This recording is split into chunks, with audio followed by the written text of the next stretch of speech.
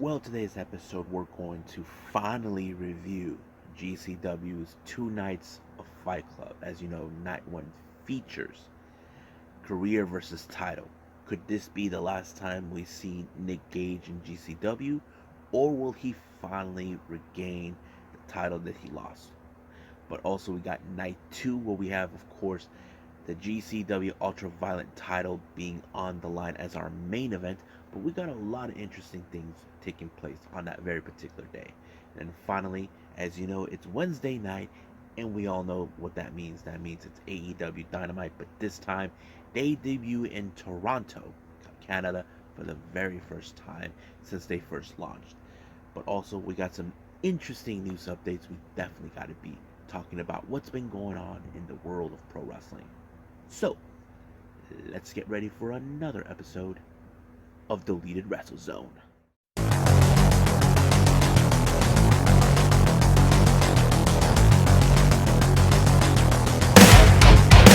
Are you ready? Get up, get up! Get up, get up! Get up, get up! Get up, get up! Get up, get up! Get up, get up!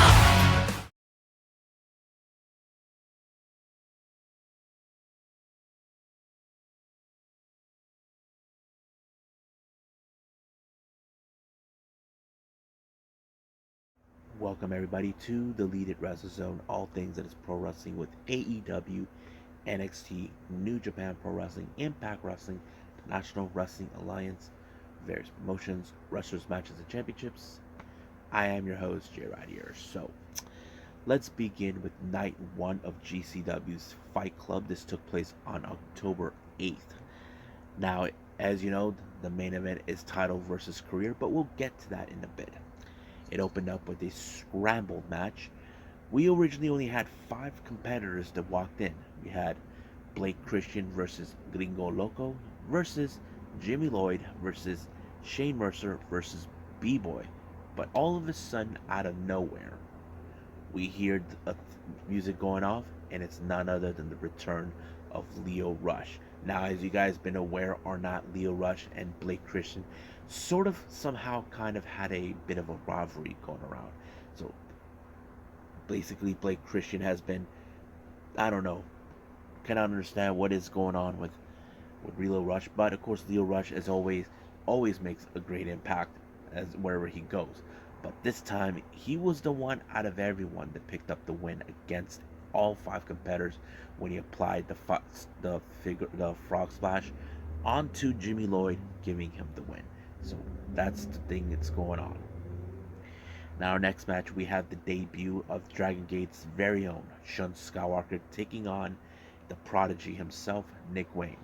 Now, we know Shun Skywalker. Recently, he made appearances at other locations, like, for example, MLW, which hasn't been aired yet, and of course we had uh what's Deadlock Pro Wrestling, but this is his first time being there, and he takes on Nick Wayne. So basically, he's taking on a much younger wrestler, but this time Nick Wayne has to pull off every ounce of energy and everything in his arsenal to take out a much experienced wrestler like Shun Skywalker. But apparently, it wasn't enough. When he finished him off 1, 2, 3, it was over right from there. Next match, we have ladies match. We have Alley Catch taking on the tall and more destructive Sawyer Breck. Now, you know for a fact that Sawyer is the most biggest person, and you know she will bring a lot of destruction. However, Alley Catch, who's mentally insane with bringing sharp objects, you probably would assume she had that right in the back, but no. Sawyer Breck actually choke slammed her right through the chairs. 1, 2, 3, it was over right from the bat. Now, our next match, another Dragon Gate debut. Of course, we have Yamato, the veteran, taking on Tony Deppen, or as we call him, the A-hole. Basically, he is, as you know, Tony Deppen would do anything to pick up the win no matter what. But this time, it was a much cleaner win because he knows he's dealing with a much experienced Yamato who's been in the Dragon Gate for a long time. But it was Tony Deppen with the Shining Wizard that sealed the deal for him to pick up this nice win right there. Next up, we got tag team action. We got Los Macizos, Miedo Extremo, and Ciclopse taking on Cole Roderick and Joey Janela. Now, the interesting part about these two, Roderick and Janela, they will be facing each other the following night, title versus title. As you know, Cole Roderick is the GCW Extreme Champion and Joey Janela the DDT Extreme Champion. So that makes sense. But the real question does remain in any type of scenario. Will they get along against a much stable, cohesive team like the Macizos? That's the obvious question. But like any other tag team, there's always going to be the one thing, a misfire. Basically, miscommunication between the teammates. It did not work. Basically, Cole Roderick was the one who got the pin by Ciclopse, giving them the win. And of course, we cannot wait what's going to happen the following day regarding Cole Roderick and Joey Janela. So, Los Macizos picked up this win. Next up, we got Jonathan Gresham taking on the young, dumb, and broke Jordan Oliver. I have to say, another great match. But in this case, I've asked myself with Jonathan Gresham, will he cheat or will he play fair? This time he did play fair by applying a knockout onto Jordan Oliver, winning the match. Now, next up is next up is a tag team death match. We have Rina Yamashita teaming up with Drew Parker to take on Alice Colon and Mark Tremont. Now, originally, this was supposed to be for the GCW tag team titles, but John Wayne Murdoch got injured, so basically he's going to be out for quite some time. So Alice Colon picked the Bulldozer Mark Tremont. I thought it was a good, suitable replacement. But however, I was impressed with Rina Yamashita, how she was able to try to deal with a big individual like Mark Tremont. You know how big this guy is. But this time, somehow she was able to applied a big ass splash onto Tremont, giving her the victory. So she won this particular match. Next up, we got Effie taking on the debut of Shota. Now, Shota, as you know, is also just like Japan from Gambari Pro, makes his debut. He takes on a very interesting Effie. Now, we all know Effie, what he's capable of, so Shota has to be more careful with him. But in this perspective, it wasn't enough until Effie applied the Zack Ryder 1, 2, 3. It was over right from there. Now our next match is our main event. Is for the GCW World Title versus career. We have Nick Gage taking on Jon Moxley. I thought this match was a brutal, intense match between the two. As you know, this could be the last time we've seen Nick Gage. Now, we thought there were moments where we saw Nick Gage. He could have won this match in every way aspect. But however, at some point in the middle of the match, we saw Stokey Hathaway and W. Morrissey. I don't know what in the world that weasel was trying to do. But however, can take a guess. As you know, what's his name? Stokey Hathaway is doing job security for MJF. So I'm trying to say that he's doing bidding for MJF regardless if he doesn't agree with it. That's the thing. So he's trying to make sure that Jon Moxley loses so he can focus on MJF. And I think that's my case. But if I was Stokey Hathaway and Morrissey, I would be watching my back, given the take. But however, it took 3 pile drivers for Nick Gage to take out Jon Moxley and regain the GCW World Title. And once that happened, everybody from the GCW locker room congratulated Nick Gage, and of course Nick Gage told Moxley to go back to the AEW where he belongs. So basically now he's taking GCW to newer heights, and we're going to see what happens then. So we'll see what happens on the following day. So let's get started with that right now.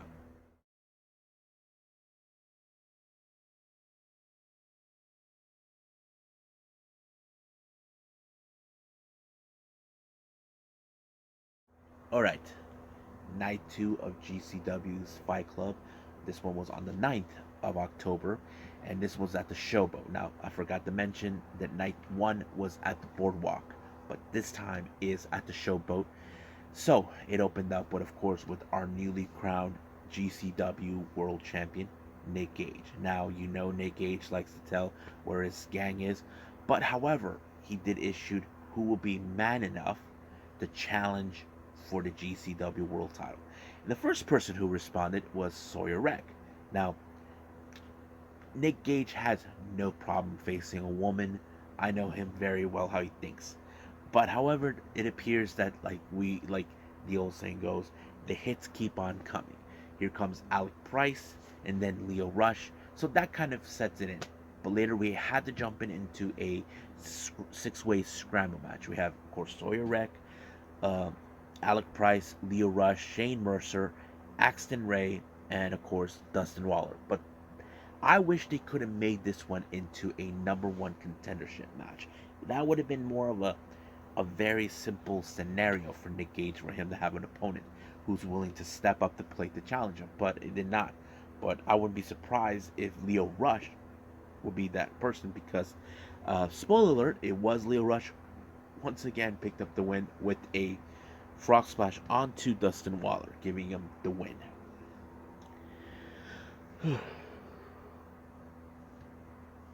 Now, our next match, we have Sean Skywalker making his return again for night 2. He takes on All Heart Blake Christian. So the real question is, can Sean Skywalker pick up with number 2 in GCW against a guy like Blake Christian? That is yet to be seen. I know that Sean Skywalker would do anything to pick up the win, but it was, of course, Blake Christian who picked up the surprising win with the 450 in order to win the match. I was like, whoa, he was even surprised that he actually beat Sean Skywalker, a guy who has a higher caliber than him. And I thought that was really great for him to do. Now, our next match, we have an intergender singles match. We have Gringo Loco versus Masha Slamovich. Now, we know Gringo Loco will not back down from anybody, especially with someone like Masha Slamovich. I have to say, that is the most craziest thing I've ever watched. But, you know, Masha Slamovich, people would tell her opponents, Masha's gonna kill you. And it happened.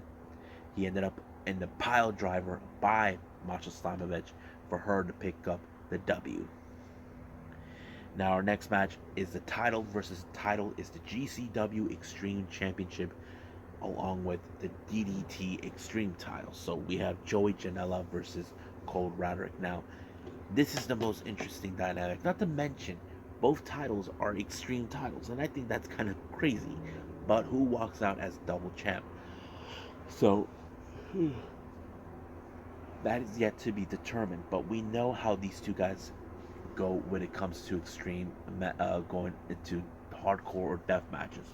But it was Joey Janela with a surprising inside cradle after a superplex by Cole Radrick, but it did give Joey Janela a way to somehow counter the inside cradle to win the match. I'm like, wow. It was a very disappointing loss for Cole Radrick, but a very happy day for Joey Janela now that he can call himself the double extreme champion. So that's how I see it. Next up, we got Nick Wayne and Jordan Oliver taking on Bose, Ali Catch, and Effie. The match was great. I have to say nothing wrong with that. But like any type of match, it had to be spoiled and ruined by none other than that root of all evil garbage, Charles Mason. Yes, folks, Charles Mason, that dickwad shows up out of nowhere, costing us a good match. Of course, acting like no one can stop him, he's unbeatable. Sooner or later, someone has to hang him from atop of a rafter and shut him up for once.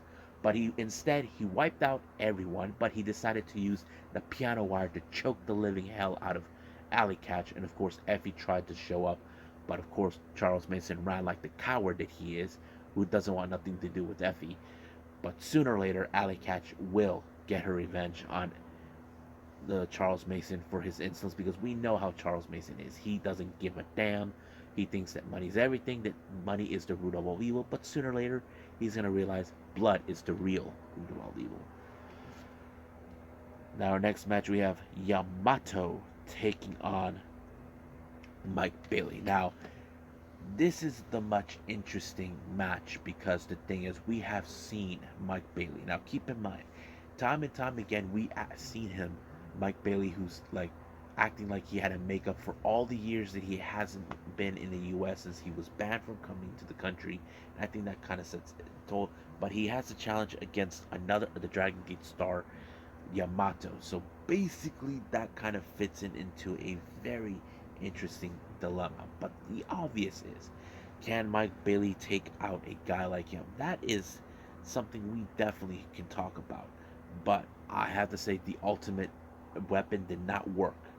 I'm like, whoa! I thought it would have taken him out completely, but it did not. Huh. But I have to say, it went great, in my opinion. But the one thing I was surprised is it was Yamato who picked up the win. I would have assumed Bailey was going to win this one, but it was Yamato who picked up the win with the I forgot what he called it, but it was great. So this is a good win for him, and hopefully Mike Bailey can somehow get a rematch for that. Next up, we got a title that is sanctioned by none other than Pro Wrestling Freedoms, or we just call it Freedoms. This is for the King of Freedoms World Title.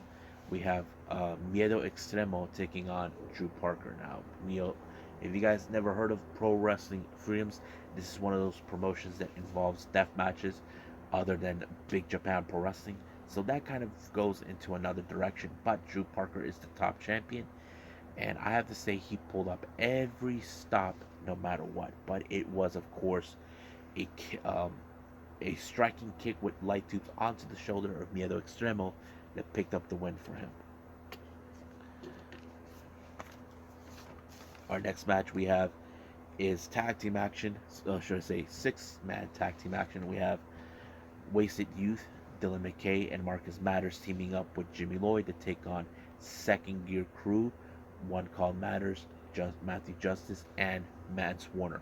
These guys are always ready for a fight, and you know how Second Gear Crew is. They're always in high gear no matter what. They're always ready.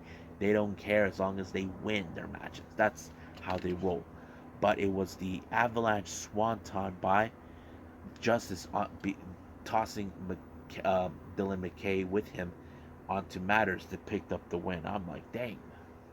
Basically, Second Gear Crew won impressively. Now, our main event, we have the GCW Ultraviolent Champion Rina Yamashita putting her title on the line against Ciclopse. I think this was another good match, but there was a moment that, of course, Ciclopse gave Rina Yamashita a kiss on the lips. I don't know how she would feel about it, but I would not want to piss that woman off completely. But it was, of course, Rina Yamashita who walked out the victor, retaining her title with the somewhat of a razor's edge. That was great. So I have to say, she's one of those wrestlers we definitely can get behind. I'm still waiting for her to see if she goes to ICW to take on Casey Kurt, but we'll see what happens because Brandon Kirk mentioned that before. So we'll see about that. So I think that's pretty much it what we have for GCW. I believe it's time for AEW Dynamite.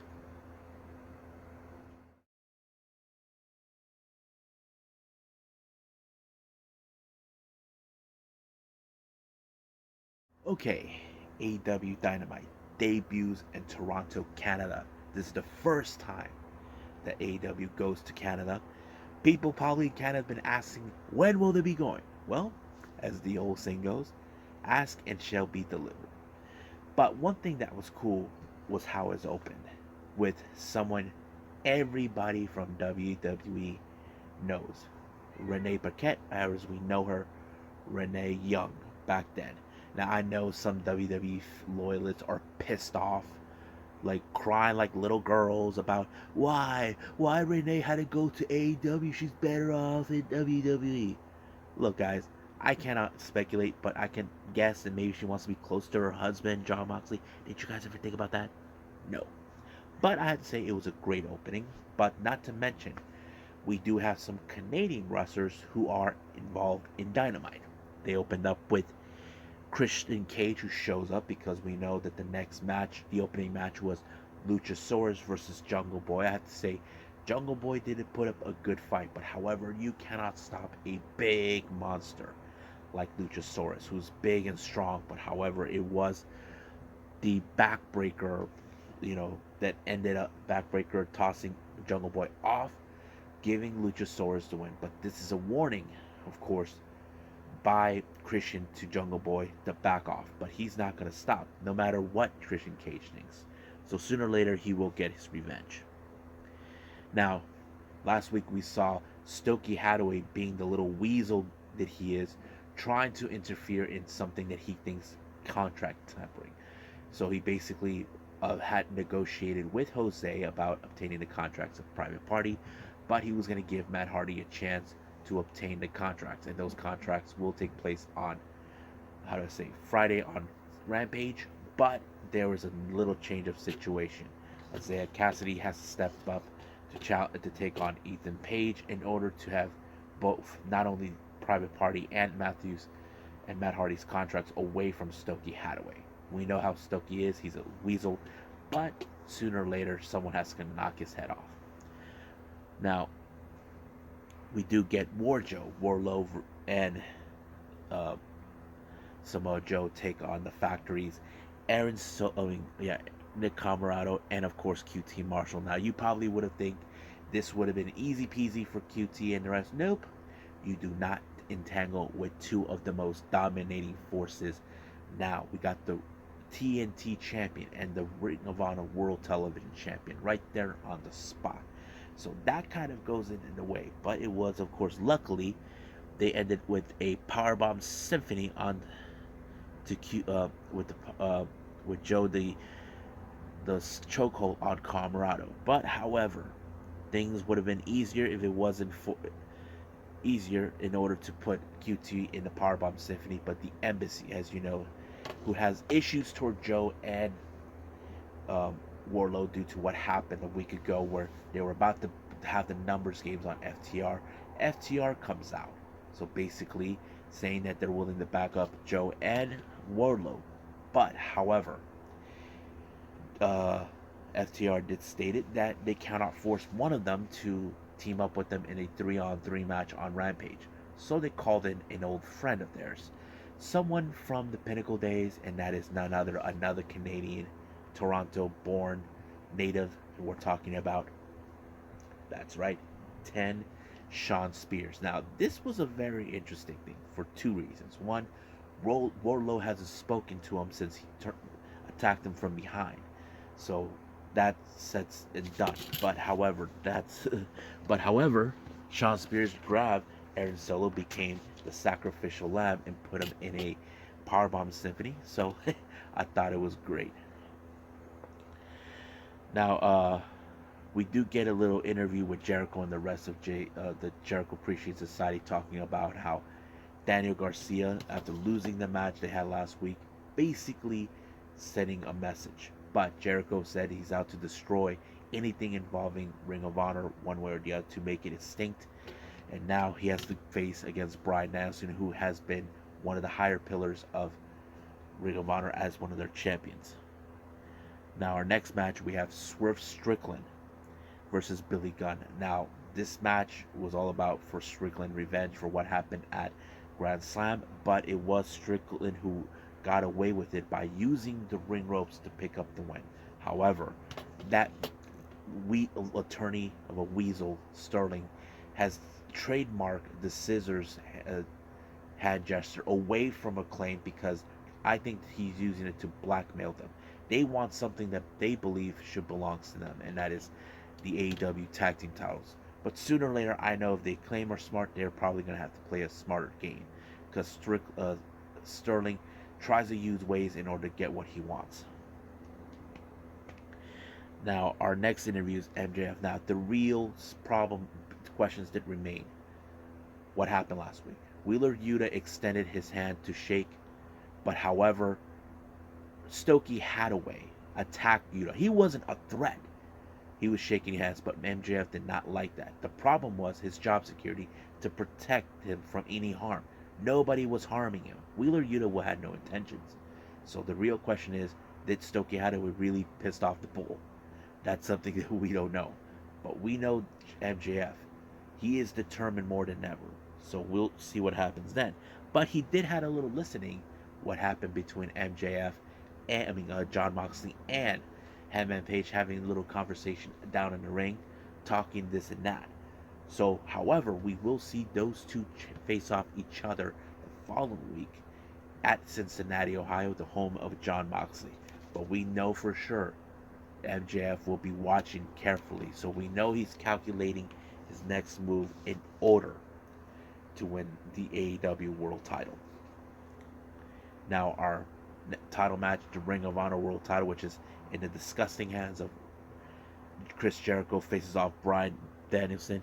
Now, we know this how it's going to end with the Jericho Appreciation Society getting in the way, but the one thing we did not anticipate is Garcia turning on Danielson. So basically, he decided to side with the sports entertainers, which of course Jericho is happy about. But the obvious question does remain: can anybody defeat the Jericho Appreciation Society to take those titles away from them? But I know at this point, Daniel Garcia has an opponent that wants something that belongs to him, and that is, of course, Lee Moriarty. But what about the Ring of Honor World Title? We don't know. Now we got a little interesting. Last week, we saw Nyla Rose steal the TBS title, claiming she's the rightful champion. But, however, Anna Jay decided to say that she's going to challenge for that title, saying it looks good on a real sports entertainer. But Nyla Rose is like, okay, we'll take it. But the obvious question to take: how did Jade Cargill reacted? She's pissed off to the fullest. She's trying to find out, can this be legal? So she's not happy with how things are turning around. But I have to say, Jade Cargill does have maybe talented enough to be who she is, but she does have the tendency to piss people off. So that kind of goes in a way. But the obvious thing is, can she regain the title back? Now, speaking of the ladies, we got Jamie Hayter, Britt Baker versus Hikaru Shida and Toni Storm. Now, as you guys know pretty well, Hikaru Shida wants revenge on Britt Baker for what she did to her, attacking her in the backstage, because she does not want. She wants to make Toni Storm very vulnerable. However, it did not work. But in this case, Shida is a very angry person. You would have assumed that Britt Baker would and Jamie Hayter would have won, but no, it was of course a very counter roll up by Hikaru Shida that picked up the win. And I think this is a much disappointing win for Britt Baker, because right now she is not entirely happy how things are going, because right now she is not in control of the women's division since she's not the champion. Now, as you know, this coming on Rampage, we're going to see Jon Moxley and Claudio team up. As you know, the Butcher and the Blade are not happy with the results of what happened to Private Party in the hands of Claudio. This time they're saying, you got to deal with the big boys. Well, Blackpool Combat are not going to back down from that, because we know how they rule. You can beat the crap out of them, but they'll beat the crap out of you. So I can't wait to see that. Now, our main event is the AEW All-Atlantic title between Orange Cassidy and Pac.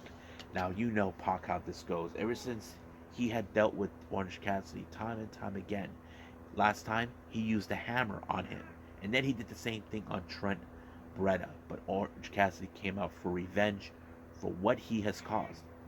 But I have to say, Orange Cassidy went through great lengths. And not to mention, Danhausen did came out, but things did not go exactly his way.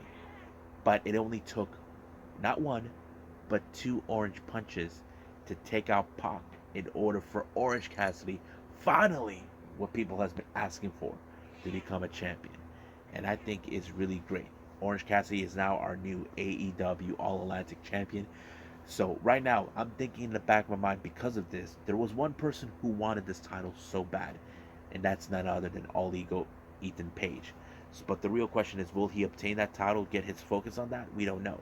But we'll just have to wait and see, either on Rampage or next week's Dynamite.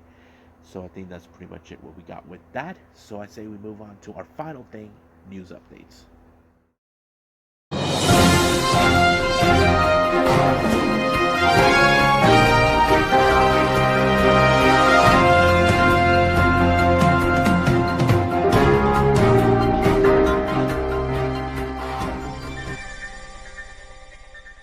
Okay, so here are some news updates for everyone.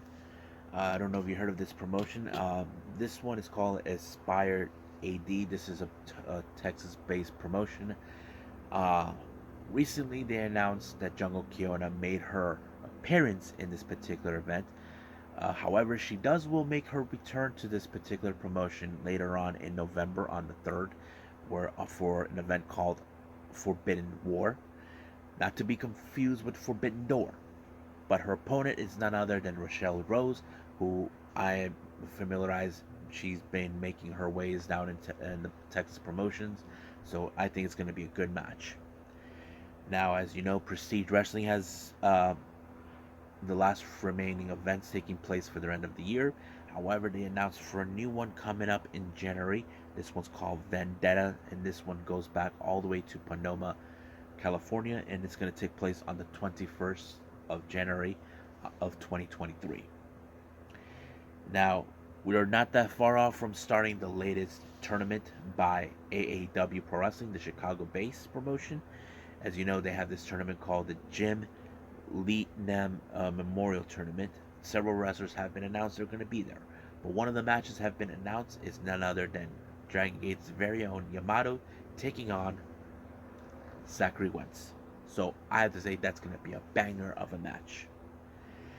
Now, final update. As you know, I've been talking more about what's going to be taking place for House of Glory Exodus, taking place on the 29th of October. It was announced that one of the matches has been declared. It's going to be for the six-way cruiserweight title between Mantequilla, who is the current champion, taking on Nolo Kitano. I have to say that's going to be a good match too. So as you know, Nolo Kitano is the current number one contender. He won that contendership uh, not too long on the last pay-per-view, so it's gonna happen. So we'll see where's that gonna take us. So I think that's pretty much it with that. So let's just call it a day. Well, I hope everybody enjoys this episode. Coming up, we have Impact Wrestling taking place. As you know, we're in the fallout of Bound for Glory. Haven't decided what to post before all Impact Wrestling, but I will figure things out.